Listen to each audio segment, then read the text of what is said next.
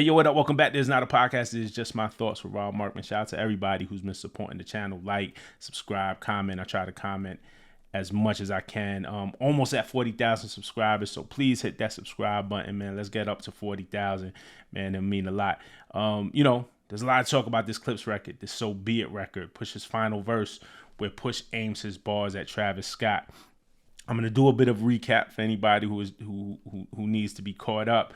But on this video, I spoke to somebody. Somebody reached out to me who is connected to that Meltdown record, who has something to do, who played a part in getting that Meltdown record out to the world. Somebody reached out to me. They wanted to remain, anonymous in that way, but they offered another perspective. I'm going to tell you about what that conversation was like.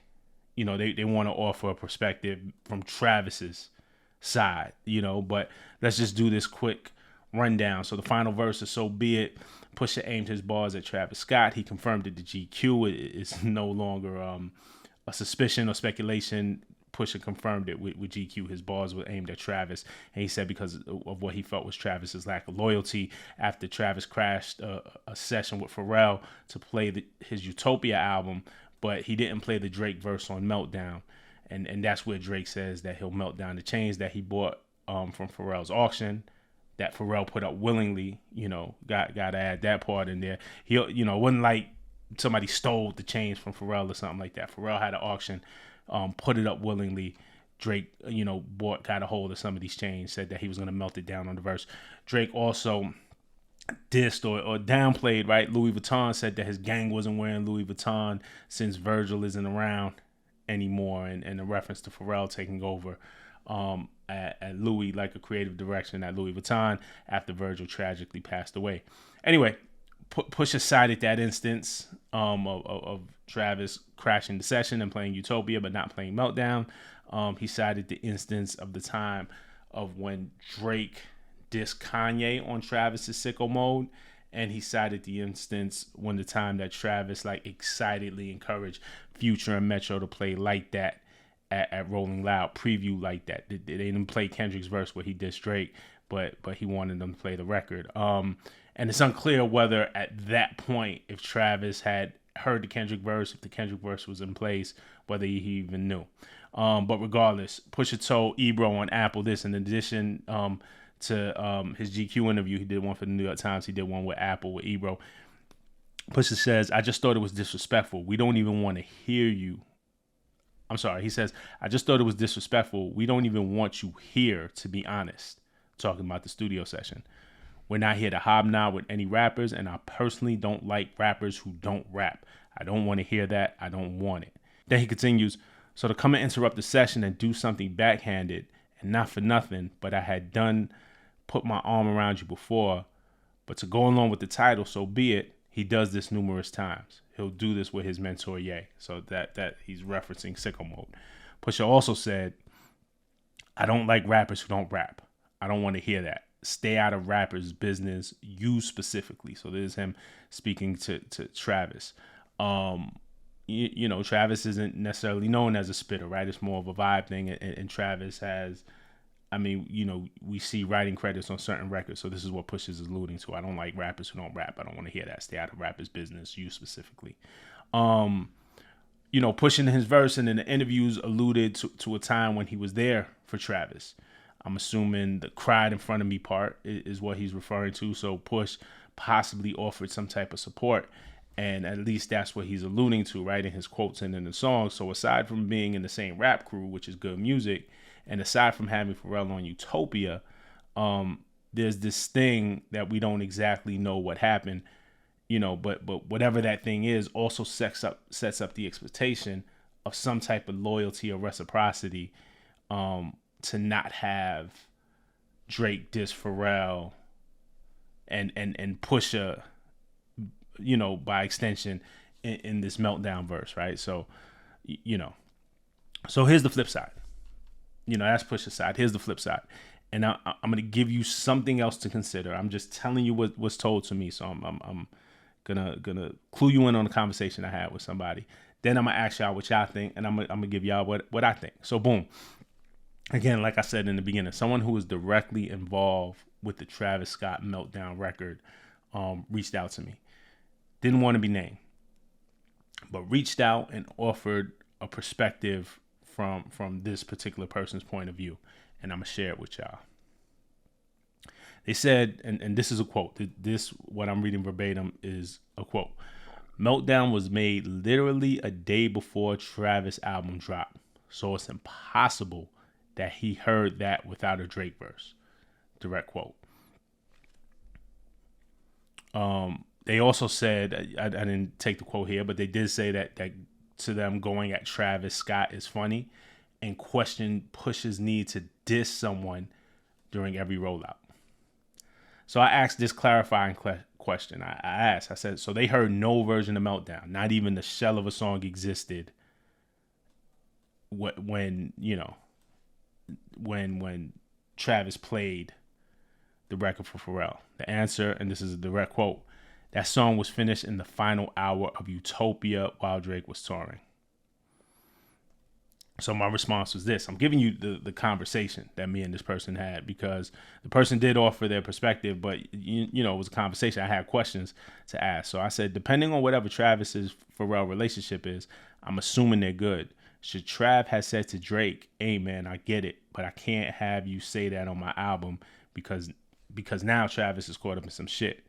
What should an artist do in that situation? What's the protocol? This is me asking this person that, and this is their answer. I don't think Travis intakes lyrics like that. Knowing him well, he definitely not picking apart no lyrics, as well as he didn't have enough time to. The song was finished in the finals of the album. So I said, okay, so it could have went over his head. And the answer was definitely went over his head. Even with the Like That incident, he never heard Kendrick's verse on that because, as always, these guys giving their verses and files last minute. I'm guessing to avoid leaks. And everyone accused him of being a snake. Dude literally just wants no problems and just enjoys making music.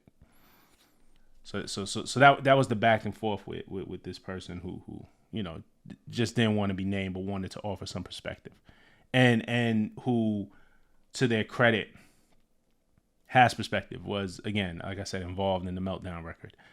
So the question to y'all is, do y'all believe that Travis doesn't pay attention to lyrics? And if so, does he get a pass from that? Think on that and then hit me in the comments, and I'll give you my take, you know. So to me, even if the lyrics went over Travis' head, it's his album. And there's still a responsibility. Ultimately, he's still accountable for what's on your album. And it happened with Sicko Mode, and then it happened with Meltdown. Let's just say Sicko Mode was something that completely went over your head. Then you make the adjustments to your process and you do better next time. But it happened again on Meltdown. And both of them were Drake verses. You know, on Sicko Mode, he's dissing Ye. And then on Meltdown, Pharrell, and by extension, Pusha, and so if Drake is your man and you want to be neutral, if you just kind of want to just have fun and make music and vibe, and Drake is your man and you want to be neutral, then you got to speak to your man. Like, bro, please don't put me in these positions. You know what I'm saying? Like, that's a combination. You know, this is the accountability part of it. I don't think it's enough to just say, hey, I didn't get the lyrics. You know, one time it could be a mistake. Like, we all make them. One time could be a mistake, you know, it happens again, and it's kind of like, you got to speak to your man. Like, yo, don't put me, you can't keep putting me in these positions because I don't want a part in this. The other part is that Travis does work with writers. It's been documented. It's a known thing. Sci the Prince is one of them. Sci is one of the best pens ever. So for Travis to even recite some of those lyrics, has to have some idea of how the bars and the entendres work. It's kind of the reason you seek out somebody like Sci to work with, to help you come up with these lyrics, because you want some level of that. Then the last part is on Meltdown. Travis piggybacked off of Drake's verse. Remember, Drake had the lyric, you act like you love this American shit, but really the truth is you scared of the six. You scared of the six. You scared of the six. You kept repeating it. So when Travis starts his verse, he says, and they scared of the seven. after 1-3, then we turn up 11, keep the shit open like 7-11. So 713 is an area code, I believe, in Houston. So he piggybacks off of Drake's verse. He takes the Scared of the 6, flips it to Scared of the 7. So his verse plays off of Drake's verse. Again, I don't know who wrote it. I very likely, looking at the credits, it looked like Travis wrote the verse. I'm not taking nothing away from him, because if you look at the written by section of the song, it's Drake as a writer. All the producers, because there's beat switches, so all the producers are listed as writers, because producers get listed as writers. And then there's Travis. So all the producers are credited, as they should be, as writers. And then there's Drake, who appears vocally, and there's Travis, who appears vocally. So it doesn't seem like there's no extra songwriters on there, right? And, my source, back to my guy that reached out, he questioned me on Pusha's need to diss people about his rollout, diss people during his rollout. Like, and I seen that narrative going around too, like, oh my God, every time this guy comes out, he disses somebody. So my response was, and I told, and I'm just illustrating this to you because, somebody gave me their perspective, but I'm going to have the back and forth conversation with you. I'm going to ask questions. I'm going to probe. I'm going to give my perspective. So when anybody who sees me up on this camera, you can't say, I switched it up on you. This was a conversation that me and this person had, and I'm just sharing this with you. But, question Pusha's need to diss people for the rollout. And I told them this. I said, look, and there's a direct quote from our conversation, our text conversation. I said, the real fact of the matter is tensions are high right now, and even the slightest sign of disrespect is going to set certain shit off. Even some shit that they could possibly let slide is going to get addressed. That's the climate we're in right now with Pusha, Drake, Kendrick, even the whole Joey thing, even though that was less personal. The rappers are addressing everything. That was my quote. That was my exact response to him. The fact is, and just as I elaborate on that, is everybody does it. This idea that Pusha is just using this for his rollout. There's some type of sub, diss, addressing something every time Drake comes out. Kendrick too. Pusha too. This is rap. This is not anything new. Also, the Clipse album is called Let God Sort Them Out, right? The full saying is shoot them all and let God sort them out. So I think Pusha is okay with being the villain to anyone who wants to paint him as a villain. Do we expect Travis to rap back? And is Travis going to come back with a diss track? I don't know. He's not really that type of rapper, but this may bring something different out from him. That there was a Shannon Sharp interview with Bun B where Bun B said that he thinks Travis will respond. I don't know. This could bring something different out from him. I don't know, but that's just not his energy.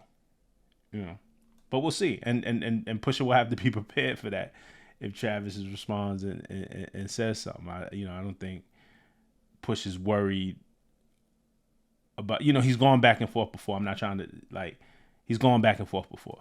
So I don't think he's worried about, oh my God, what am I going to do if Travis responds?